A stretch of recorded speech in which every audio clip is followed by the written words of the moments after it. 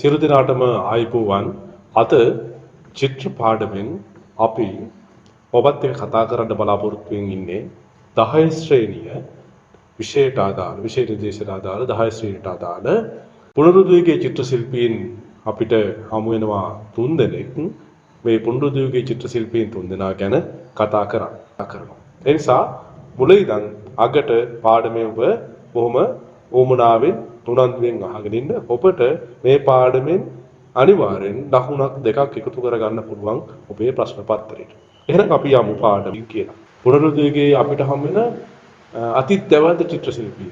ඒ වගේම පුනරුද්දීපයේ අපිට හම් වෙන ප්‍රධාන පෙළේ චිත්‍ර ශිල්පී. මහා පරිශ්‍රණ රසක් කරපු චිත්‍ර ශිල්පී. මෙයා ගැන තමයි අපි දැන් මේ කතා කරන්න සූදානම් වෙන්නේ. ඒ වගේම ලියනාඩෝ ඩා වින්සි කියන්නේ එක විදිහකින් චිත්‍ර ශිල්පියෙක් විතරකුත් නෙමෙයි. ලියනාඩෝ ඩා වින්සි කියන්නේ චිත්‍ර ශිල්පියෙක් විතරක් නෙමෙයි. එයා සංගීතඥයෙක්, ගණිතඥයෙක්, කාය ව්‍යුහය පිළිබඳව විද්‍යාඥයෙක්, ඉංජිනේරුවෙක්. මේ වගේ අති දක්ෂ අති දැවැන්ත නිර්මාණ ශිල්පියෙක් තමයි ඩා වින්සි කියලා කියන්නේ. ඩා වින්සි පුනරුද්දීපයේ බිහිවෙච්ච චිත්‍ර ශිල්පියෙක් විදිහට යුරෝපයේ වින්සි කියන අගනුවර 1452 ඉතාලියේ වින්සි කියන අගනුවර තමයි උපත ලබන්නේ. වෙරුකියෝ කියන ඔහුගේ ගුරුවරයා යටතේ ශිල්පය හදාරලා ඔහුට ආවේනික ක්‍රමවේද ඔස්සේ පරිශ්‍රණ ඔස්සේ ඔහු චිත්‍ර කලාවේ අලුත් මාවත් විවර කරලා දුන්නා. අපිට දැන පාවිච්චි කරා. ඒ ලෝකයටම දායාද කරපු අති දැවැන්ත චිත්‍ර ශිල්පියෙක්. ඒ නිසා අපි බලමු ඔහුගේ චිත්‍ර මොනවද තියෙන්නේ. කලින් ප්‍රශ්න පත්‍රයක එක ඩා වින්සිගේ මොනාලිසා කියන චිත්‍රය ඇවිල්ලා තිබුණා. ප්‍රශ්නයකට අවසාන ප්‍රශ්නයේ ලකුණු 5ක් කියන ප්‍රශ්නට ඇවිල්ලා තිබුණා. ඒ නිසා සමහර විට වෙනත් චිත්‍ර ශිල්පියෙක්ගේ ප්‍රශ්න මේ තුන් දෙනාගෙන් කෙනෙක්ගේ චිත්‍රයක් නිර්මාණයක් එන්න පුළුවන් අවසාන ප්‍රශ්න ලකුණු 5ක්. ඒ නිසා මේ චිත්‍රය පිළිබඳව අපි දැන් මේ කතා කරන චිත්‍ර ඔයාලා හොයලා බලන්න. ඒ නිසා මම චිත්‍රයට මතක් කරන්නම් ඔයාලට මොනවද මේ චිත්‍රවල තියෙන විශේෂ ලක්ෂණ. ඇයි ඩා වින්සිගේ මේ චිත්‍ර අපි මේ තරම් කතා කරන්නේ මොනවද ඒකේ තියෙන ශිල්පීය කුසලතා, ඒකේ තියෙන විශේෂත්වය මොනවද කියලා අපි එකින් එක කතා කරමු. අපි ඩා වින්සිගේ පළවෙනි නිර්මාණය හැටියට කතා කරනවා පර්වත මස්තකයේ දේවමෑණියෝ කියන චිත්‍රය. පර්වත මස්තකයේ දේවමෑණියෝ කියන චිත්‍රයක් කතා කරමු. පර්වත මස්තකයේ දේවමෑණියෝ කියන චිත්‍රය දැනට අපිට දකින්න පුළුවන්. දැනට අපිට දකින්න තියෙන්නේ ලන්ඩන් ජාතික කලාගාරයේ මේක නිත්‍ය ප්‍රදර්ශනයට තියලා තියෙන එකක්. 1483 1500 වගේ කාලේ තමයි ඩා වින්සිගේ අතින් මේක නිර්මාණය වෙන්නේ. මේක තෙල් සායමින් කැන්වස් එකක් මත නිර්මාණය කරපු චිත්‍රයක්. මේකෙන් මොකද්ද කියන්නේ? දැන් අපිට මේක මොකද්ද මේ චිත්‍රය තුළ වෙන්නේ මොකද්ද කියලා ඔන්න දැන් ඔයාලගේ අතේ දැනට තියෙනවා නම් රූපයක් දෙක. නැත්තම් ඔයාලට රූප බලන්න මේ චිත්‍රයෙන් කියන්නේ පර්වත මස්තකයේ කියන මේ දේවමෑණියෝ චිත්‍රය තුළ ඉන්නේ මරියතුමිය අසලින් සිටින ජේසුපිලිදා සහ මරියතුමිය නගින් ජේසුපිලිදා සහ සාන්ත ජෝන් බැප්ටිස්ට් සහ සුරදූතියක් තමයි මේ චිත්‍රය දකින්න තියෙන්නේ. මේකේ තියෙන මම ආයෙ මතක් කරන්න ඔයාලට ජේසුපිලිදා මරියතුමිය අසලින් සිටින ජේසුපිලිදා සහ සාන්ත ජෝන් බැප්ටිස්ට් සහ සුරදූතියක්. මේ තමයි මේ චිත්‍රයේ නිරූපණය වෙන අය. මෙයාලා ඉන්නේ කොහෙද? ගිරි කඳු මුදුනක ඉන්න බවක් තමයි අපිට මේ චිත්‍රයෙන් දකින්න තියෙන්නේ. ඒ නිසා තමයි මේ පර්වත මස්තකයේ කියන එක මම හිතන්නේ ඇවිල්ලා තියෙන්නේ. පර්වත මස්තකයේ කියන මේ නම ඇවිල්ලා පර්වත මස්තකයේ දේවමෑණියෝ කියන නම ඇවිල්ලා තියෙන්නේ. ඒ නිසා වෙන්න පුළුවන්. මොකද මේ චිත්‍රයේ එහෙම පසුබිමක් තමයි දකින්න තියෙන්නේ. ත්‍රිකෝණාකාර ආකෘතිය එක තමයි මානව රූප සම්පින්ඩණය කරලා තියෙන්නේ. ත්‍රිකෝණයක් අපි හැඩය ගත්තොත් ත්‍රිකෝණයක හැඩය ගත්තොත් මේ ත්‍රිකෝණය කියන මූලික හැඩය තමයි මානව රූප සම්පින්ඩණය කරලා තියෙන්නේ. මෙහෙම සම්පින්ඩණය කරලා තියෙන්නේ. එතකොට මේ අය මේ චිත්‍රය ඇතුලේ සම්පින්ඩණය කරන්නේ ඔන්න අපෙන් අහන්න පුළුවන් ත්‍රිකෝණාකාර ආකෘතියක් මත තමයි මේක අපි සම්පින්ඩණය කරලා තියෙන්නේ කියන එක මතක තියාගන්න. විශේෂයෙන් මතක තියාගන්න මේක ඇදලා තියෙන්නේ මොන මාධ්‍යෙන්ද? තෙල් සායම් මාධ්‍යයෙන් කොහෙද මොකේකද කැන්වස් එකක් මත තෙල් සායමින් තමයි මේ චිත්‍රය ඇඳලා තියෙන්නේ පර්වත මස්තකයේ දේවමෑණියෝ කියන චිත්‍රය. එහෙනම් අපි බලමු මේකෙදි මොකද්ද? දැන් මේ භාව රූප නැත්තම් භාවයන් මානව භාව නිරූපණය කියන එක අතිශයෙන් ගෙනෙන්න තරම් දක්ෂයෙක් තමයි ඩාවින්චි කියලා කියන්නේ. ඩාවින්චිගේ චිත්‍රවල තියෙන්නේ මානව භාව රූප තමයි වැඩිපුරම දකින්න තියෙන්නේ. භාවයන් මිනිස් මොහොනේ තියෙන භාවයන් තමයි ඔහු චිත්‍රයට අරන් තියෙන. ඔහුගේ චිත්‍ර හැම එකකම දැන් අපි මේ කතා කරන ඉස්සරහට කතා කරන චිත්‍ර දෙක මොනාලිසා ඊට පස්සේ අවසන් භෝජන සංග්‍රහය මේ සියල්ලගේ තියෙන්නේ මේ භාව නිරූපණය කියන එක තමයි තියෙන්නේ. ඒ නිසා තමයි ඩාවින්චි අදටත් දැවන්ත මහා චිත්‍ර ශිල්පියෙක් බවට පත්වන්නේ. තාමත් අපිට කියා ගන්න බැරි, තාමත් අපිට තේරෙන්නේ නැති මොනාලිසාගේ හැඟීම ඔහු නිරූපණය කරන්න තරම් දක්ෂයෙක් උනේ. ඒ නිසා තමයි අපි ඩාවින්චි ගැන මෙහෙම කතා කරන්නේ. ඉතින් මේ චිත්‍රය ඇතුලේ තියෙන්නේ මේ දේවමෑණියන්ගේ මූණේ තියෙන කාරුණික බව, දරුවාගේ තියෙන මොළ කැටි බව, මේ හැඟීම් ප්‍රකාශනය මේ චිත්‍රයට ඩාවින්චි එකතු කරලා තියෙනවා. සිතුවමේ පසුබිමට ගියාම සිතුවමේ පසුබිමේ පැලෑටි බරක විවිධ හැඩවලින් තියෙන ගල් කුළු දක්වලා ඒකට පර්යාලෝක රීතිය ලක්ෂණ මේකට මේ භූමියට ඇතුළත් කරලා තියෙනවා. ඒ නිසා මේ භූමි දර්ශනය ඇතුළේ අපිට පර්යාලෝක රීති දකින්න පුළුවන්. පර්යාලෝක ලක්ෂණ අපිට දකින්න පුළුවන්.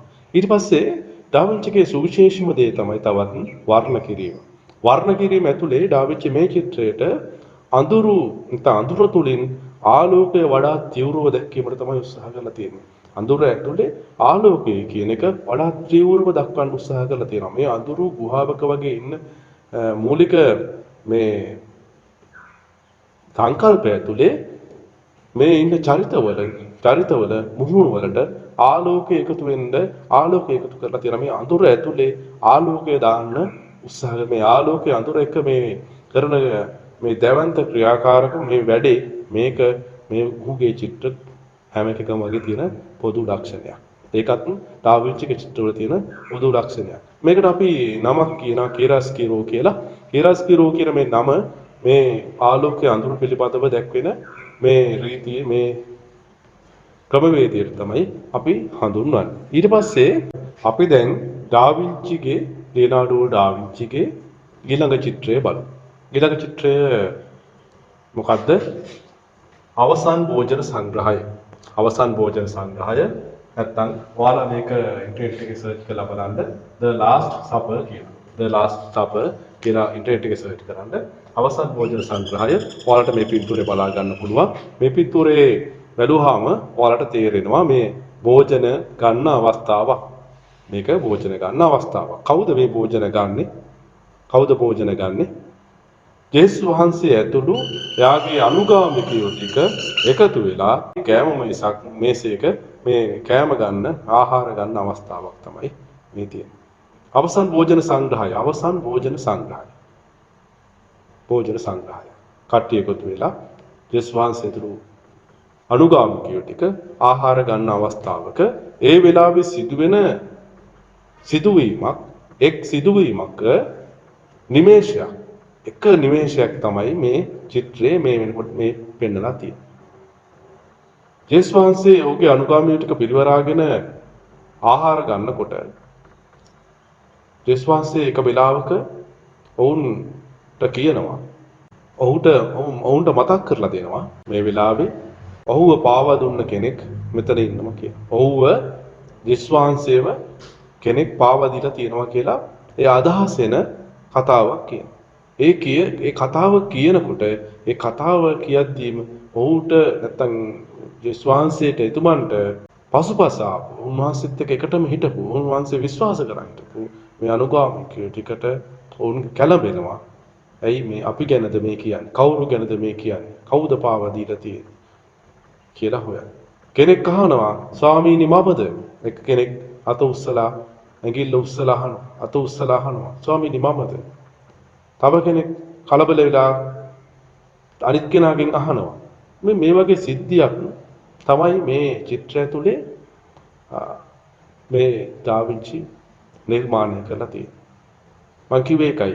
එක නිමේෂයක්, එක වෙලාවක්, එක පුංචි වෙලාවක් තමයි එක මේ චිත්‍රයේ ඇඳලා තියෙන්නේ. ඒ ෂණයෙන් ඔවුන් තුළ ඇතිවෙච්ච හැඟීම තමයි මේ චිත්‍රයට ඇතුළත් කරලා තියෙන්නේ. මම ඒකයි කිව්වේ මේ මානව භාව රූපණය පිළිබඳ අතිදක්ෂයෙක් ඩා වින්චි කියලා කියන්නේ.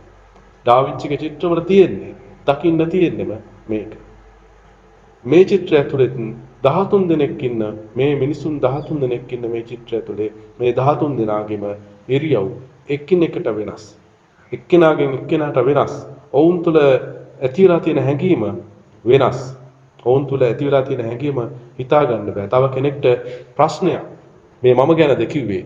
තව කෙනෙක් කියනවා ස්වාමීනි මමද කියලා අහනවා. එතන එක්කෙනෙක් ඉන්නවා මේ කිසිම දෙයකට අහුම්කම් නොදී ඔහුගේ හැඟීම වෙනම හඳුනා ගන්න පුළුවන්. ජෙස් වහන්සේ පාව දුන්න ජුදාස්ගේ මුහුණ ඉරියව් අනිත් අයට වඩා වෙනස්. මේ තුල මේ චිත්‍රයේ සාර්ථක බව රැඳිලා තියෙනවා. ඩා වින්චිගේ මේ චිත්‍රයේ අපි කතා කරනවා මොනවද? මේ ලුඩෝවිකෝ ඉල්මෝරෝ කියන ආදිපාදිවරයා යටතේ මේ ඩා වින්චි සේවය කරන කාලේ සාන්ත මරියා ඩෙලා ග්‍රසිය කියන තාපසාරාමේ භෝජනාගාරයේ බිත්තියක තමයි මේ චිත්‍රය ඇඳලා තියෙන්නේ. ආයෙත් මම කියන්නම් මතක තියාගන්න ඩා වින්චි මිලානෝ වල ලුඩෝවිකෝ ඉල්මෝරෝ කියන ආදිපාදිවරයා යටතේ සේවය කරන කාලේ සාන්ත මරියා ඩෙලා ග්‍රසිය කියන තාපසාරාමේ භෝජනාගාරයේ බිත්තියක් මත තමයි ප්‍රෙස්කෝසිකෝ ශිල්ප ක්‍රමය යටතේ නිර්මාණය කරලා තියෙනවා. ප්‍රෙස්කෝසිකෝ වේලි වදහම මත නේද? ප්‍රෙස්කෝසිකෝ ශිල්ප මේ ක්‍රමයට නිර්මාණය කරලා තියෙන මේව මතක තියාගන්න. කොහෙද ඇඳලා තියෙන්නේ මතක තියාගන්න. ශිල්ප ක්‍රමය මොකක්ද ඇඳලා තියෙන්නේ කියලා අනිවාර්යයෙන් මතක තියාගන්න. ප්‍රශ්න අහුවොත් මේ වගේන් තමයි අහන්නේ. සාන්ත මරියා ඩෙලා ග්‍රසිය කියන තාපසාරාමේ භෝජනාගාරයේ බිත්තියකම ඇඳලා තියෙනවා. තව ප්‍රෙස්කෝසිකෝ කියන ක්‍රමයට අනුව ශිල්ප ක්‍රමයට අනුව මේක අනිවාර්යයෙන් මතක තියාගන්න. ඊට පස්සේ අපි කියනවා මේ චිත්‍රය අපිට හම් වෙනවා ආකාශමය පර්යාලෝකනය. ආකාශමය පර්යාලෝකනය මේ පර්යාලෝකන රීතිය කියන එක මේ චිත්‍රයේ මේ ලක්ෂණ කියන එක උපරිමම දකින්න තියෙන තැනක්. මේ 13 දෙනා ඉන්න කෑම මේසෙන් පිටිපස්ස කොටස සම්පූර්ණම පර්යාලෝකන ලක්ෂණ අනුව තමයි ඉඳලා තියෙන්නේ. බලන්න මේ චිත්‍රයේ ඇතුළට මේ යන ස්වභාවය අභ්‍යන්තර ස්වභාවය අපිට මේ චිත්‍රය තුළ දකින්න තියෙනවා. බිත්තියක ඇඳලා තියෙන චිත්‍රය ඇති කියලා හිතා ගන්න බැරි තරම් මහා නිර්මාණයක් මේක. ඒකට මූලික ශිල්ප ක්‍රමයක් විදිහට පාවිච්චි කරා මේ පර්යාලෝක රීතිය. මේ ලක්ෂණය. එතකොට අපි නැවත මතක් කරනවා මේ චිත්‍රය තුළින් කියන්නේ මේ එකතු වෙලා ඉන්න පිරිසගේ මුහුණේ තියෙන හැඟීම් නිරූපණය කරන්න ගත්ත උත්සාහය ජෙස් වහන්සේ ඇතුළු අනුගාමිකයන් පිරිවරාගෙන භෝජන ගන්න අවස්ථාවක මේ සිදුවෙන සිදුවීමක් අරබයාගෙන තමයි මේ සිදුවීම අදාළ කාල සීමාව තුළ සිදුවන එක්තරා සිදුවීමක් අරබයා තමයි මේ අය මේ විදිහට හැසිරෙන්නේ. ඔවුන්ගේ ඒ හැසිරෙන විලාසයන් එකිනෙකට වෙනස්ව හැම කෙනාගේම මුහුණේ දක්වලා තියෙනවා. ඩා වින්චිගේ අවසන් භෝජන සංග්‍රහය මෙතරම් දැවන්ත නිර්මාණයක් වෙන්නේ මේ කියපු කාරණාත් එක්ක. එතකොට මේ තියෙන නිර්මාණ වර්ණ කිරීමේදී මොනවද මේකෙත් අපිට තියෙනවා අර දකින්න තියෙනවා අඳුරු වර්ණාවලිය. දුඹුරු වර්ණයට උරු අඳුරු වර්ණාවලියක් මේකේ දකින්න තියෙනවා.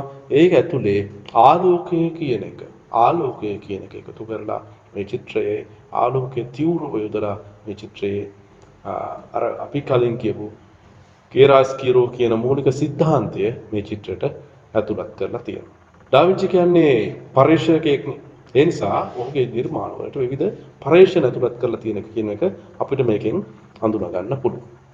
හරි.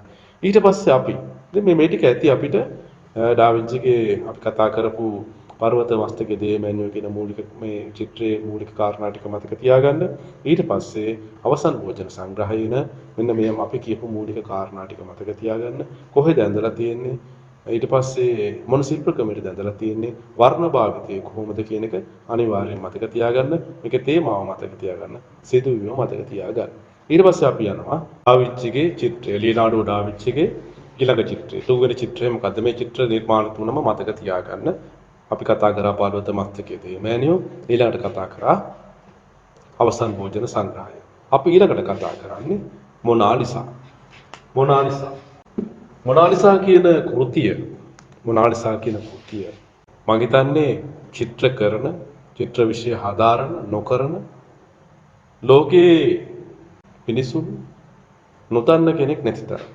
ඒ කියන්නේ මේ චිත්‍රය ගමන් ඕන කෙනෙක්ට මොනාලිසා කියලා කියන්න පුළුවන් චිත්‍රය මේක. මේ ඕන කෙනෙක් ලෝකේ බොහෝ දෙනෙක් අඳුරන චිත්‍රයක්. තාමත් මිනිසුන් අතරට යන චිත්‍රයක් මොනාලිසා. ඇයි එහෙම වෙන්න හේතුව?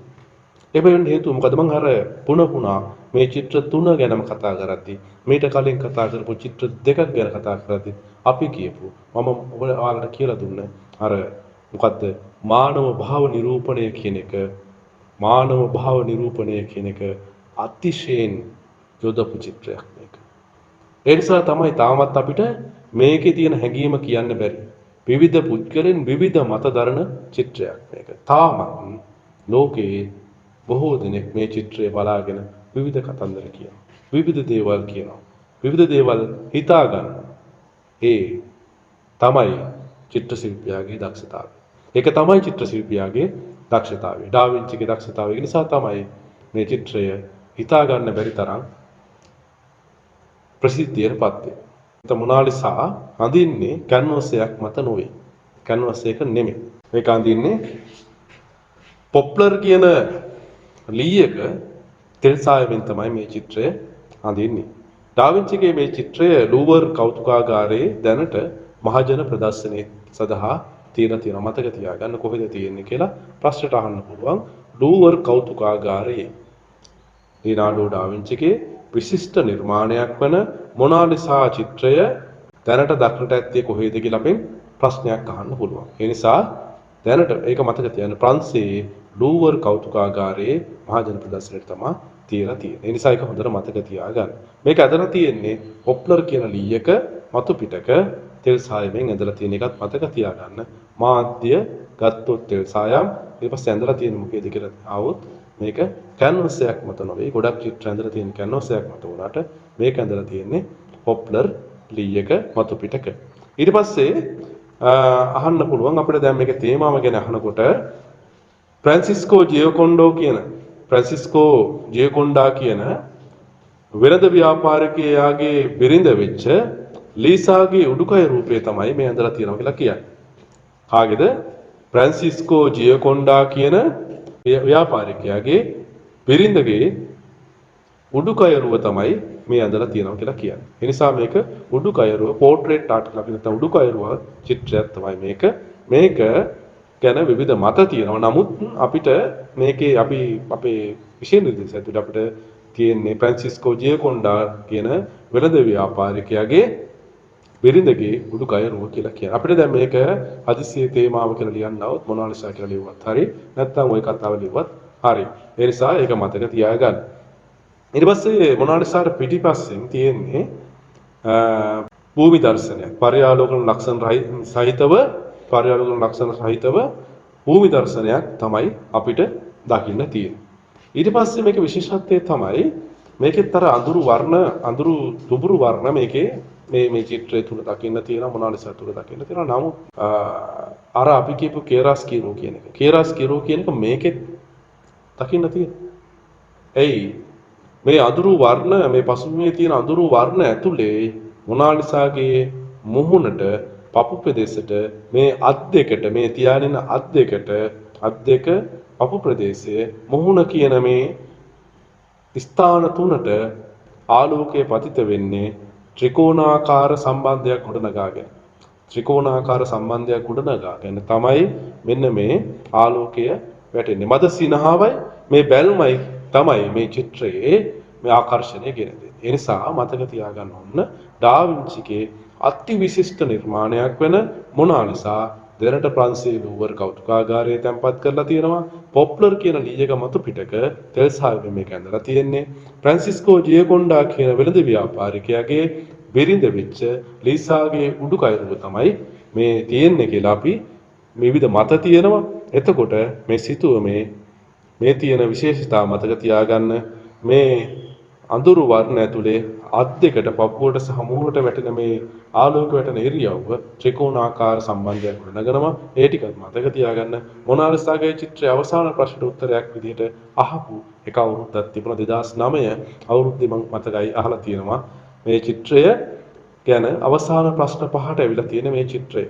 ඒ නිසා හදිසියෙවත් මේ වගේ චිත්‍රයක් මේ චිත්‍ර තුනේ එකක් කොතනක හරි නැවත ප්‍රශ්නයකට ආවොත් අවසාන ප්‍රශ්න පහට ආවොත් මතක තියාගන්න මේකේ තේමාව දැනට කොහෙද තියලා තියෙන්නේ ශිල්පියා ඔයාලා දන්නවා ලියනාඩෝ ඩා වින්චි කියලා මතක තියන්න ලියනාඩෝ ඩා වින්චිගේ චිත්‍රයක් නම් ඒ චිත්‍රය යාගේ කොහෙද තියෙන්නේ මොකද්ද මේකේ තේමාව විශේෂයෙන් මේ චිත්‍රයට එකතු කරලා තියෙන මොනවද ශිල්පීය කුසලතා ඒ කියන දේවල් අනිවාර්යෙන් මතක තියාගන්න. ඒ ටික තමයි වැදගත් වන්නේ සාමාන්‍ය ප්‍රශ්නයකට උත්තරයක් දෙන්න බොහෝ දුරට ඔයාලගෙන් අහන්නේ කෙටි ප්‍රශ්නයක් වෙන නිසා මේක පහසුවෙන්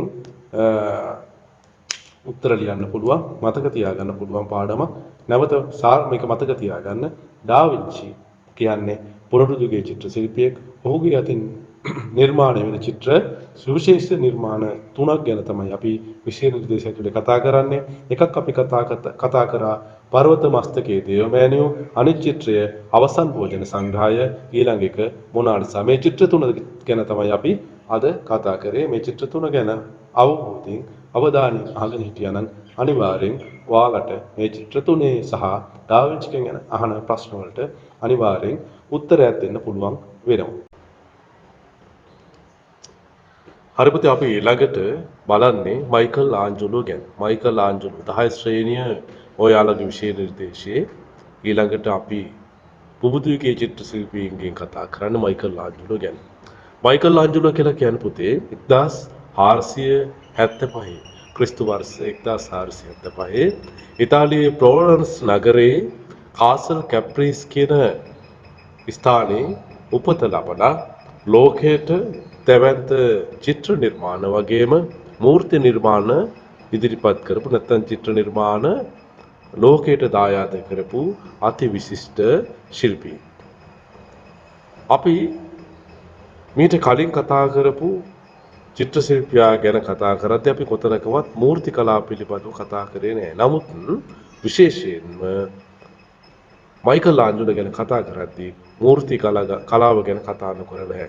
හේතුව තමයි ඔහු චිත්‍ර ශිල්පියෙක් වගේම අති දක්ෂ මූර්ති ශිල්පියෙක්. මේක දැන් අපි ඔහු චිත්‍ර වලට විතරක් නෙමෙයි මූර්ති වලට විතරක් නෙමෙයි ඔහු වාස්තු විද්‍යාවට සහජ කුසලතාවයක් දක්වපු කෙනෙක්. මයිකල් ආන්ජලෝගේ කලා විශිෂ්ට කලා ශිල්පියෙක් විදිහට අපි හඳුන්වගන්නේ ඒ නිසා. එතකොට ඒ වගේම තමයි පුතේ මේ ඔහුගේ අපි වැඩිපුර කතා කරන්නේ චිත්‍ර වලට වඩා මූර්ති ගැන. නමුත් ඔහුගේ චිත්‍ර අපිට චිත්‍ර වලට නිදසුනක් විදිහට අපි ගත්තොත් අපිට ඔහුගේ දකින්න තියෙන කොහෙද? සිස්ටර්න් දේවස්ථානයේ ඔහුගේ නිර්මාණ සිතුවම් අපිට දකින්න තියෙනවා. ඒ දකින්න තියෙන ඒ නිර්මාණ වලින් චිත්‍ර වලින් අපිට ඔහුගේ චිත්‍ර පිළිබඳව තියෙන නිපුණතාවය පැහැදිලි වෙනවා. මයිකල් ආන්ජලෝ බොහෝ දුරට ඔහු හඳුන්වා දුන්නේ පුතේ මූර්ති ශිල්පියෙක් විදිහට. මූර්ති ශිල්පියෙක් විදිහට ඔහු හඳුන්වා දෙන්න හේතුව තමයි ඔහු කියන්නේ දෘශ්‍ය කලාවේ මූලික කේන්ද්‍රය මූර්ති කලාව කියලා. ඒ නිසා තමයි ඔහු මූර්ති වලට වැඩි අවධානයක් දෙන්නේ. ඔහුගේ මූර්ති වල ගොඩක් වෙලාවට දකින්න තියෙනවා ග්‍රීක රෝම කලා මූලයන්. මේ කලා මූලයන්ගේ ආభాෂය ඔහුගේ තිබිලා තියෙනවා. ග්‍රීක රෝම කලා මූලයන්ගේ ආభాෂය ඇතිව තමයි මොහු මූර්ති නිර්මාණය කරන්නේ. ඒ වගේම චිත්‍ර නිර්මාණ වලටත් ඒ ආభాෂයේ විදිහටම තියෙනවා වගේම මානව ශරීරය තමයි මොහුගේ ප්‍රධාන ප්‍රකාශන වාහකය වෙන්නේ. මානව ශරීරයේ තමයි ඔහු යොදාගන්නේ බොහෝ දුරට ඔහුගේ නිර්මාණ වලට. ඔහුගේ මූර්ති බැලුවහමත් එහෙමයි, ඔහුගේ චිත්‍ර බැලුවහමත් එහෙමයි. සිස්ටයින් දේවස්ථානයේ තියෙන චිත්‍ර බැලුවත් අපිට දකින්න තියෙනවා මේ මානව ශරීරයට මූලිකත්වයේ දීලා මානව ශරීරයේ තමයි ඔහු ප්‍රධාන ප්‍රකාශන වාහකයේ බවට පත් කරගෙන තියෙන්නේ. එතකොට එහෙම චිත්‍ර නිර්මාණ මූර්ති නිර්මාණ කරපු මේ අතිවිශිෂ්ට පුබුදු යුගයේ මයිකල් ආන්ජලෝ ශිල්පියා මොනවද කරලා තියෙන මූර්ති නිර්මාණ කියලා අපි බලමු. මූර්ති නිර්මාණ පුතේ මෙයා දැන් ගොඩක් වෙලාවට මයිකල් ආන්ජලෝ මූර්ති නිර්මාණ සඳහා කිරිගරුණ මාධ්‍ය තමයි යොදාගත්තේ. මතක තියාගන්න එක. ඔහුගේ නිර්මාණවල මාධ්‍ය වෙන්නේ, ඔහුගේ මූර්තිවල මාධ්‍ය වෙන්නේ කිරිගරුණ. කිරිගරුණ මාධ්‍යයෙන් ඔහු කරනවා පියටා, ඩේවිඩ්, මෝසෙස් වගේ අති දැවන්ත මූර්ති නිර්මාණ වගේම මිය යන වහලා කැරලිකාර වහලා දෙවැනි ජුලියස් පාප්තුමාගේ සොහොන්ගේ වගේ ඒ වගේම බෘගස් හි මරිය මෞතුමිය කියන මේ වගේ මූර්ති නිර්මාණ කිරිගරුණ මාධ්‍ය නිර්මාණ කරපු මූර්ති නිර්මාණ අපිට හමු වෙනවා. මොහු සිස්ටයින් දේවස්ථානයේ චිත්‍ර නිර්මාණ කරාට අමතරව ඔහු කැන්වස් එකක් මත චිත්‍රයක් නිර්මාණය කරලා තියෙනවා. සුද්ධ වූ පවුල නමින් කැන්වස් එකක් මත තෙල් සායමෙන් කරපු නිර්මාණයකුත් අපිට දකින්න තියෙනවා. අපි දකිනවා අපි සිස්ටයින් දේවස්ථානයේ චිත්‍ර ගත්තොත් සිස්ටයින් දේවස්ථානයේ මොහුගේ චිත්‍ර තියෙනවා මොනවද? ආදම් මැවීම, ඊට පස්සේ අන්තිම විනිශ්චය, මේ වගේ චිත්‍ර තමයි අපිට අපේ විෂය නිර්දේශයට ඇතුළත් කරලා තියෙන්නේ. ආදම් මැවීම, අන්තිම විනිශ්චය වගේ සිතුවම් තමයි මේ නිර්මාණ සඳහා ඉදිරිපත් කරලා තියෙන්නේ. එතකොට දැන් අපි බලමු මොහුගේ නිර්මාණ වලින් අපිට අපේ විෂය නිර්දේශයට අදාළව තියෙන පියටා කියන මූර්තිය පිළිබඳව. පියටා කියන මූර්තිය. පියටා කියන මේ මූර්තියෙන්, මේ කිරිගරුණ මූර්තියෙන් කියවෙන්නේ මොකද්ද? කුරුසයෙන් නිවත් කරන ලද මියගිය ජේසුස් වහන්සේගේ අප්‍රාණික සිරුර මරිය මෞතුමිය විසින් උකුලේ ඔවාගෙන සිටින ආකාරය. මොකද්ද? කුරුසයෙන් ඉවත් කරපු කුරුසේ යන ගහලා කුරුසේ එල්ලලා හිටපු ජේසුස් වහන්සේව කුරුසයෙන් ඉවත් කරාට පස්සේ මිය ගියපු ජේසුස් වහන්සේගේ අප්‍රාණික සිරුර මරිය මෞතුමිය විසින් උකුලෙහි හොවාගෙන සිටින ආකාරය තමයි පියටා කියන කෘතියෙන් දකින්න තියෙන්නේ. ඔයාලා පියටා කියන කෘතිය, පියටා කියන නිර්මාණය, පියටා කියන මූර්තිය ඔයාලා ගාව පින්තූර ඇති. පින්තූර බලන්න මේ කතාව තමයි, මේ ප්‍රකාශනය තමයි මේ මූර්තිය තුළින් ආන්ජලෝ ඉදිරිපත් කරන්න උත්සාහ කරලා තියෙන්නේ. ඒ වගේ පුතේ මේක දැන් මතක තියාගන්න, මේක කිරිගරුණ මාධ්‍යයෙන් නෙලලා තියෙන්නේ. මේක මාධ්‍ය අනිවාර්යෙන් මතක තියාගන්න. අපෙන් අහනවා ඊට පස්සේ මේක පූර්ණ උන්නත මූර්තියක්. ඒක මතක තියාගන්න, මේක පූර්ණ උන්නත මූර්තියක්. රෝමේ සාන්ත පීතර දේවස්ථානයේ මේක ප්‍රදර්ශනය කරලා තියෙනවා. කොහෙද තියෙන්නේ? රෝමේ සාන්ත පීතර දෙව්මැදුරේ මේක ප්‍රදර්ශනය කරලා මේ මූර්තිය ප්‍රදර්ශනය කරලා තියෙනවා. ඊට පස්සේ ලකුණු 5ක ප්‍රශ්නයක් එන්න පුළුවන්. ලකුණු 5ක ප්‍රශ්නයක් ආවොත් ලකුණු 5 ඇතුලේ අපෙන් අහන්න තියෙන දේවල් තමයි මොනවද? මේ නිර්මාණය කාගේද කියන එක. මේ නිර්මාණයෙන් කියවෙන්නේ මොකද්ද කියන එක. මාධ්‍ය මොකද්ද කියන එක. කොහෙද තියෙන්නේ කියන එක. ඒ වගේම තමයි මේ මූර්තිය තුලින් නිරූපණය වෙන හැඟීම මොකද්ද කියන එක. ඒ වගේම ශිල්පීය කුසලතාවය මොකද්ද කියන එක තමයි අපිට ලියන්න තියෙන්නේ. අන්න ඒ නිසා ඒ අදාළ කරුණු වලට අදාළ මතක තියාගන්න ඕන මූලික ටික දරුවනේ ඔයාලා මතක තියාගන්න. මේකෙන් කියවෙන්නේ මොකද්ද? ඒ වගේම දැන් බලන්න මේ මූර්තිය ඇතුලේ පුතේ ජීව ගුණයක් තියෙන්නේ. මේ රෙදිපිලි, මේ ජේසුස් වහන්සේගේ අප්‍රාණික සිරුර එල්ලා වැටෙන විදිය ජීව ගුණයෙන් යුතුව හදලා තියෙනවා. හිතා ගන්න බැරි තරම් කිරිගරුණ කුට්ටියකින්, කිරිගරුණ ගලකින් මේ වගේ ජීව ගුණයේ මූර්තියක් නිර්මාණය කරන්න පුළුවන්ද කියලා හිතා ගන්න බැරි තරම් දෙවන්ත නිර්මාණයක් මේ කරලා තියෙනවා. බලන්න දැන් මව සහ පුතු මේ දෙන්නගේ මේ තියෙන බැඳීම සහ මේකේ මානුෂිකත්වය අනුවේදනීය කතාවක් තමයි මේ නිර්මාණයෙන් ධ්වනිත කරන්නේ. ඒ නිසා ආදරණීය දුවේ පුතේ ඔයාලා මේ නිර්මාණයට අදාළ මූලික මේ කාරුණු ටික අනිවාර්යෙන් මතක තියාගන්න. ඊට පස්සේ ඊළඟට අපි බලනවා මෙයාගේ ඩේවිඩ් කියන කෘතිය. ඩේවිඩ් කියන්නේ පුතේ මේකත් කිරිගරුණ මාධ්‍ය නිර්මාණය කරපු අඩි 14 යඟල් 3ක් පමණ උසින් යුතු පිරිමි නග්න රුවක්. පිරිමි නග්න රුවක්.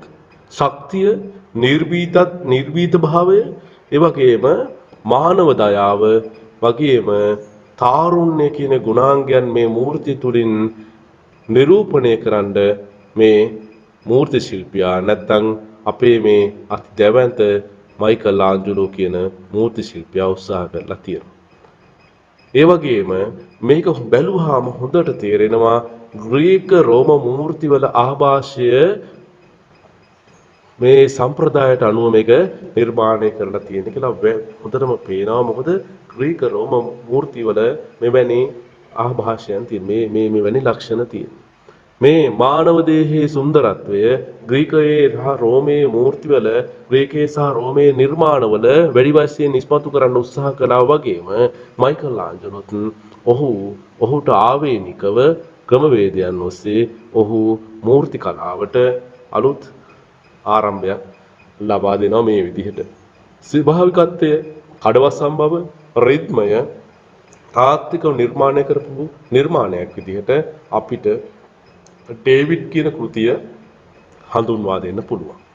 ඊළඟට පුතේ මම යන්නේ ආදම් මැවීම කියන චිත්‍රයට. සිස්ටේන් දේවමැදුරේ අපි කිව්වා කලින් ඔහුගේ චිත්‍ර නිර්මාණ බලන්න ඕන නම් අපිට තියෙන හොඳම නිදසුන තමයි සිස්ටේන් දේවමැදුර.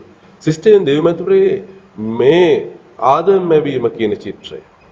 ආදම් මැවීම චිත්‍රය කියන එක ආදම් මැවීම චිත්‍රය මොකද්ද මේ කියන්නේ? ආදම් මැවීම චිත්‍රය තුළින් චිත්‍ර ශිල්පියෙක් විදිහට ඔහු ඉදිරිපත් කරන්න උත්සාහ කළේ මොකක්ද කියන එක බලමු. මේ චිත්‍රයත් අර මම කිව්වා වගේම ප්‍රශ්න වලට එන්න පුළුවන් නිසා හොඳින් අහුම්කම් දෙන්න, හොඳින් අහගෙන ඉන්න, අවබෝධයෙන් අහගන්න. විශේෂ දෙයක් ඔබට කියවෙනවා නම් ඔබ ඒ සටහන් කරගත්තත් කමන්නේ. මයිකල් ආන්ජලෝ රෝමේ සිස්ටන් දේවමැදුරේ ප්‍රෙස්කෝ සිකෝ ශිල්පක්‍රම යටතේ ඇඳපු චිත්‍රයක් විදිහට තමයි අපි ආදම් මැවීම චිත්‍රය හඳුනා ගන්න. මේක පුතේ වියන්තල චිත්‍රයක්. වියන්තල චිත්‍රයක් විදිහට නිර්මාණ වියන සිස්ටම් දේවමැදුර වියනක ඇඳපු චිත්‍රයක්. ප්‍රෙස්කෝ සිකෝ ක්‍රමයට තමයි ඔන්න අඳින්නේ. රෝමයේ සිස්ටම් දේවමැදුරේ තමයි මේ චිත්‍රය තියෙන්නේ. මම මේ කරුණ ටික මතක තියාගන්න පැහැදිලිව. ඊට පස්සේ ඔන්න දැන් මතක තියාගන්න මොනවද මේකේ විශේෂත්වය මොකද්ද?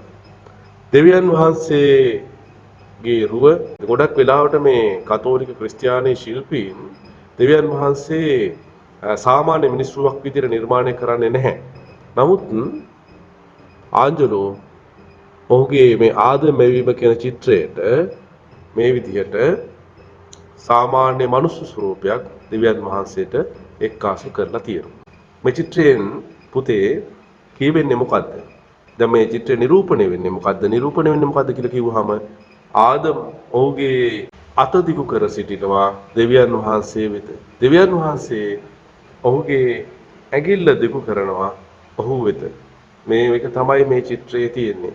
මේ දෙවියන් වහන්සේ පිටිපස්සේ දේව දූතයන් පිරිසක් ඉන්නවා. මේ දේව දූතයන් පිරිසක් එක්ක දෙවියන් වහන්සේ ඉන්නවා.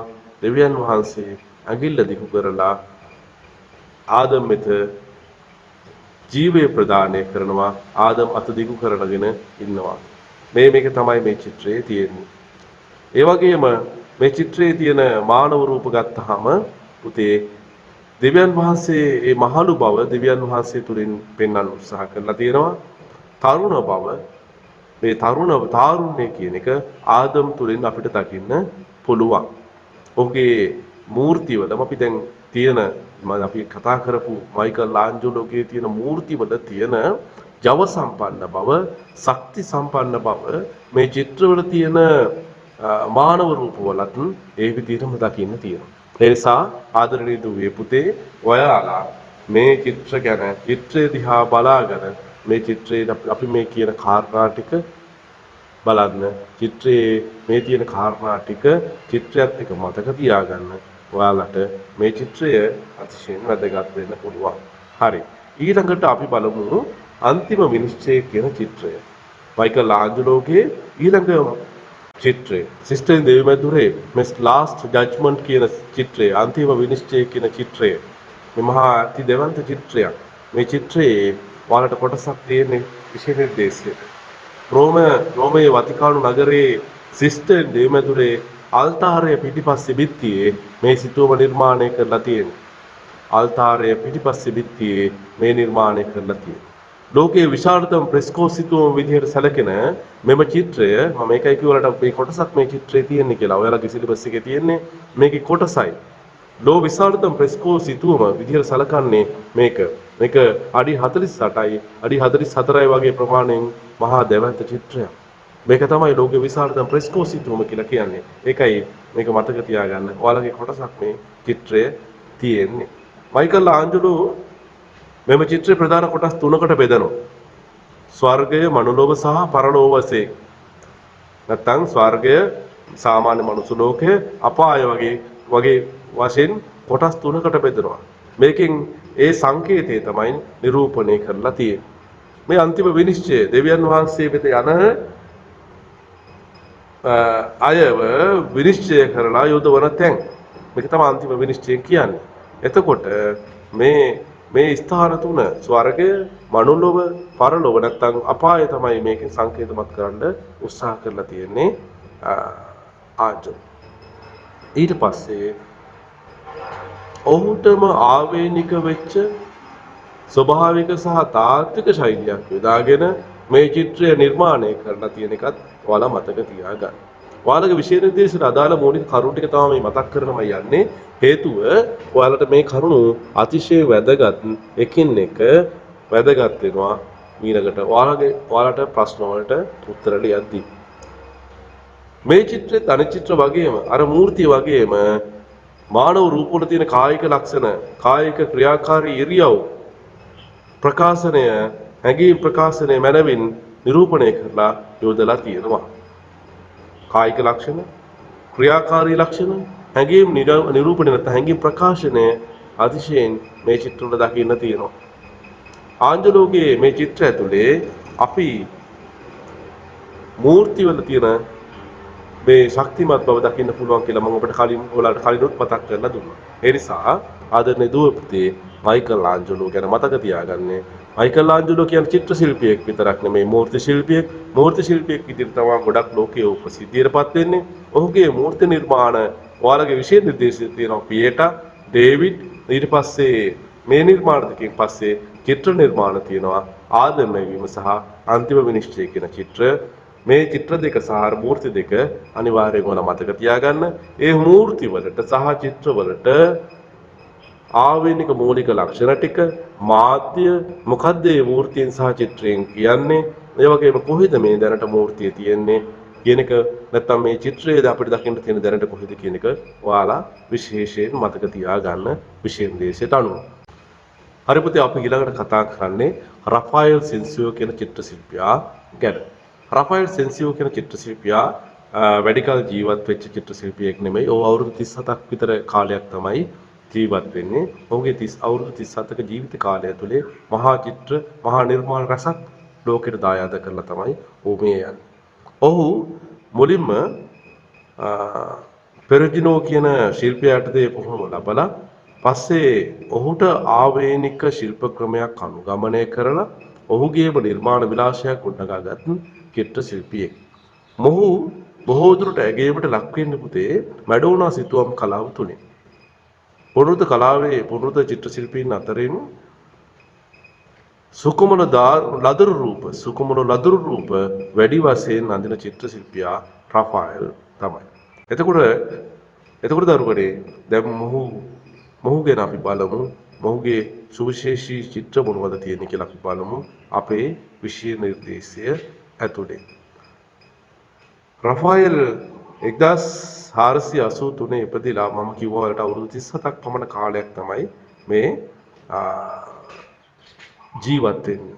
ඒ ජීවිත කාලය තුළ ඔහුගේ සුවිශේෂ නිර්මාණ රසක් අපිට හමු වෙනවා කියලා කිව්වා. මේ නිර්මාණ ඇතුලෙන් අපිට අපේ විශේෂ නිර්දේශයට චිත්‍ර තුනක් තියෙනවා. අපිට හමු වෙනවා පළවෙනි චිත්‍රය තමයි ඇතැන්ස් ගුරුකුලය. ස්කූල් ඔෆ් ඇතැන්ස් කියන මේ චිත්‍රය නැත්නම් ඇතැන්ස් ගුරුකුලය කියන මේ චිත්‍රය රෆායෙල්ගේ විශිෂ්ට බිතු සිතුවමක්. රෝමයේ ඉස්ටන්සා ඩෙලා සිග්තුරා කියන ගොඩනැගිල්ලේ බිත්තියක ප්‍රෙස්කෝ සිකෝ ශිල්පකපය යටතේ මෙම චිත්‍රය ඇඳලා තියෙනවා. ඔන්න කොහෙද මතක තියාගන්න. රෝමයේ ඉස්ටන්සා ඩෙලා සිග්නචුරා කියන ගොඩනැගිල්ලේ බිත්තියක තමයි මේක ඇඳලා තියෙන්නේ. ඊළඟට මතක තියාගන්න ඔයාලා මේ චිත්‍රයේ වාස්තු විද්‍යාත්මක අවකාශයක් මත තමයි මේ රූප සම්පින්ඩනය කරලා තියෙන්නේ. වාස්තු විද්‍යාත්මක අවකාශයක් මත රූප සම්පින්ඩනය කරලා තියෙනවා. මේ පිළිබඳව දක්වලා තියෙන කුසලතාවය සහ මේ ප්‍රතිභාව නිර්මාණකරුවන්ගේ අග්‍රඵලයක් විදිහට තමයි විචාරකයෝ හඳුන්වන්නේ. විචාරක හඳුනන්නේ මොකද්ද? ඔහුගේ කුසලතාවය හා ප්‍රතිභාවයේ අග්‍රඵලයක් විදිහට තමයි මේ දැවන්ත නිර්මාණය සම්පින්ඩනය කරලා තියෙන විදිහ ගැන කතා කරන්නේ. මේ චිත්‍රයෙන් දැක්වෙන්නේ මොකද්ද පුතේ? දැන් අපෙන් අහනවා මේ චිත්‍රයෙන් කියවෙන්නේ මොකද්ද? මේ චිත්‍රයෙන් කියවෙන්නේ මොකද්ද? පැරණි ග්‍රීක දාර්ශනික ඇතැන්ස් ගුරුකුලය. මේ දැන් බලන්න ග්‍රීක දාර්ශනික ඇතැන්ස් ගුරුකුලයේ මේ තියෙන්නේ. ඇතැන්ස් පාසල මේ තියෙන්නේ. මේ චිත්‍රයේ මැද ඉන්නේ කවුද? ඇරිස්ටෝටල් සහ ප්ලේටෝ කියන දාර්ශනිකයන්. මේ චිත්‍රයේ මැද දක්වලා තියෙන්නේ මේ දෙන්න කවුද? ඇරිස්ටෝටල් සහ ප්ලේටෝ. සෙසු අනිත් දාර්ශනිකයන් මේ ඉන්නේ මේ චිත්‍රය ඇතුලේ ඉන්නේ මහා දැවන්ත දාර්ශනිකයෝ. මේ ග්‍රීකයේ පැරණි ග්‍රීකයේ හිටපු දාර්ශනිකයෝ ටික මේ ඉන්නේ. ප්ලේටෝ ඇරිස්ටෝටල් වගේ දාර්ශනිකයෝ. ඔවුන් විවිධ වාද විවාද කරමින් ඉන්න ආකාරය තමයි මේ චිත්‍රයේ තියෙන්නේ. විවිධ මතවාද වාද විවාද කරමින් ඔවුන් මේ පාසල තුල අධ්‍යයනයකට නිරත වෙන ආකාරය තමයි දක්නට ලැබෙන්නේ. නේද? එතකොට අපි බලමු මේ දාර්ශනික ලෝකය කොහොමද රෆායල් නිර්මාණය කරන්නේ? මානව රූප සම්පින්ඩනය කරන්න කියලා. මේක අති විශිෂ්ට නිර්මාණයක් වන්නේ නිසා. ඔහුගේ සම්පින්ඩනය බලන්න. ඔහුගේ සම්පින්ඩනය ඇතුලේ මේ දාර්ශනික ලෝකයේ ක්‍රියාකාරී සම්පින්ඩනය බලන්න මිනිස්සු මේ ඉන්න දාර්ශනිකයෝ විවිධ ඉරියව්වල විවිධ ක්‍රියාකාරී ඉරියව්වල මේ ඉන්නේ. කෙනෙක් විදගෙන එනවා, කෙනෙක් වාඩි වෙලා ඉන්නවා, තව කෙනෙක් මහා කල්පනාවක ඉන්නවා, තව අය වාද විවාද කරනවා. නේද? මෙන්න මේ ස්වභාවය මේ චිත්‍රය ඇතුලේ අපූර්වත්වයෙන් යුතුව රෆායල් දක්වලා තියෙනවා. වර්ණ පිළිබඳව ගත්තොත් පොතේ අඳුරු දුඹුරු වර්ණයේ ප්‍රභේද පාවිච්චි කරලා තියෙනවා. අඳුරු කහ පාට සහ ඒ වර්ණවල විවිධ ප්‍රභේද පාවිච්චි කරනවා. වගේම රඹ නැත්නම් තැඹිලි වර්ණය හා සුදු වර්ණය මේ චිත්‍රයට යොදාගෙන තියෙන්නේ. ඒ වගේම පුතේ මතක තියාගන්න ඊළඟ චිත්‍රය මොකද්ද? මැඩෝනා චිත්‍ර. මැඩෝනා චිත්‍ර බොහෝමයක් මම කලින් කිව්වා මැඩෝනා චිත්‍ර ගණනාවක් මොහු විසින් අඳිනවා. රෆායල් විසින් අඳිනවා. අපිට හම්බ වෙනවා තනපිටියේ සිටින මැඩෝනා කියන චිත්‍රය අපේ විෂය නිර්දේශයේ තියෙන එකක්. තෙල්සාය මාධ්‍යයෙන් කැන්වස්සේ වල නිර්මාණය කරන මෙම චිත්‍ර ඇතුලේ අපිට හම්බ වෙන මේ තනපිටියේ සිටින මැඩෝනා කියන චිත්‍රය ගත්තාම මේ චිත්‍රය තුල තියෙනවා මම අර කලින් කියපු